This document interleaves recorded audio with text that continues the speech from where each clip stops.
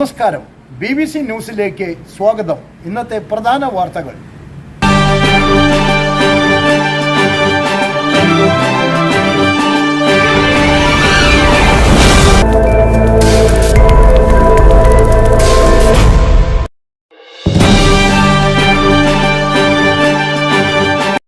എൻ്റെ വൈഫാണെങ്കിൽ യൂട്രസുമായിട്ട് ബന്ധപ്പെട്ട് ഹോസ്പിറ്റലിൽ അഡ്മിറ്റ് ആയിട്ട് ഞാൻ അവിടെ പൈസ കഴിഞ്ഞിട്ട് ഇപ്പം 2,20,000 രൂപ വേണം. എനിക്ക് ആ പൈസ ഞാൻ ആ പൈസ എന്നിട്ട് എന്നെ അവിടുന്ന് ആ ബിനോയ് പിടിച്ച് വണ്ടിയെന്ന് പിടിച്ച് ഒറ്റ തള്ളി. എന്നിട്ട് എന്താ പറയാ, ഞാൻ ബിനോയ്ക്കിട്ട് തല്ലിയെന്നും പറഞ്ഞ് അവർ ഭയങ്കര പ്രശ്നം ഉണ്ടാക്കിക്കൊണ്ടിരിക്കുക. ഈ മാസം പൈസ നിങ്ങൾക്ക് പറഞ്ഞ പകുതി പൈസ വന്നു കഴിഞ്ഞിട്ട് നിങ്ങൾ അവരെ പിടിച്ച് തള്ളി അയാളെ ഉപദ്രവിക്കേണ്ട കാര്യമല്ല നിങ്ങൾക്ക്. എന്റെ സഹാവേ, വിഷയമൊന്നും മാറ്റണ്ട. നമ്മൾ പറഞ്ഞിട്ട് മിണ്ടാതിരിക്കുന്നതാണ്. നിങ്ങൾ അടി മേടിക്കേണ്ട സമയം കഴിഞ്ഞിരിക്കുക. എന്റെ പൊന്നു സഹായം എന്നെ വേണമെങ്കിൽ കൊന്നു. നിങ്ങൾക്ക് പണി അറിയത്തില്ല കേട്ടോ. എനിക്ക് സത്യമായിട്ട് നിങ്ങളുടെ പണിയൊന്നും അറിയത്തില്ല. സത്യമായിട്ട് അത് പണി മനസ്സിലാക്കി തരാം. ഭൂമിയോളം ക്ഷമിച്ചാൽ നിൽക്കുന്നത്.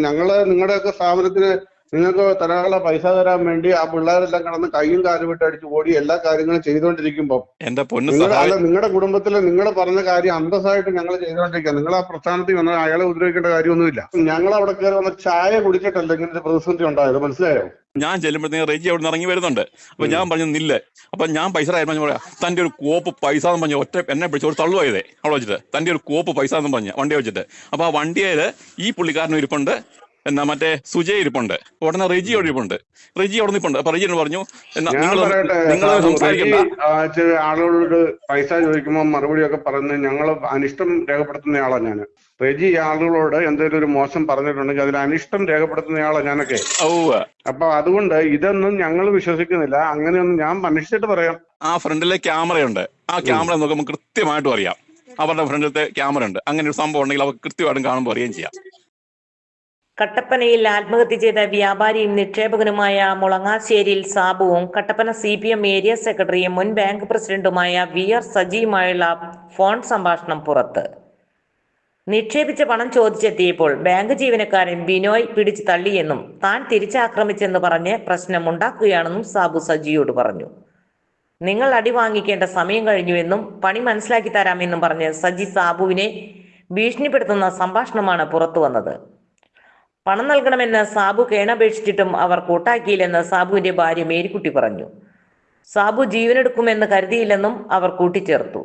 കടുത്ത അപമാനമാണ് സാബു നേരിട്ടത്. പണം ചോദിച്ചെത്തിയപ്പോൾ സാബുവിനെ ബാങ്ക് ജീവനക്കാർ ഭീഷണിപ്പെടുത്തി. സാബു കഷ്ടപ്പെട്ട് അധ്വാനിച്ച പണമാണ് ചോദിച്ചത്. പണം തരാൻ കഴിയില്ലെന്ന് ബാങ്ക് അധികൃതർ പറഞ്ഞു എന്ന് മേരിക്കുട്ടി പറയുന്നു.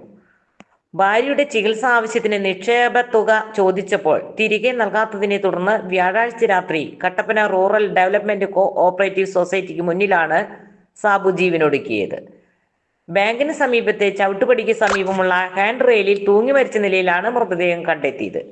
സൊസൈറ്റി സെക്രട്ടറി റെജി, ജീവനക്കാരായി ബിനോയ്, സുജാമോൾ എന്നിവരാണ് തന്റെ ആത്മഹത്യക്ക് പിന്നിലെന്ന് എഴുതിയ ആത്മഹത്യാക്കുറിപ്പും സമീപത്ത് നിന്ന് പോലീസ് കണ്ടെടുത്തു.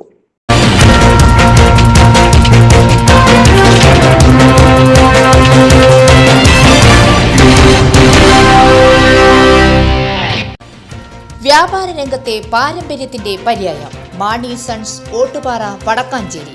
ഹോൾസെയിൽ റീറ്റെയിലിനായി പ്രത്യേക കൗണ്ടറുകൾ, സേവന സന്നദ്ധരായ 40-ലേറെ ജീവനക്കാർ.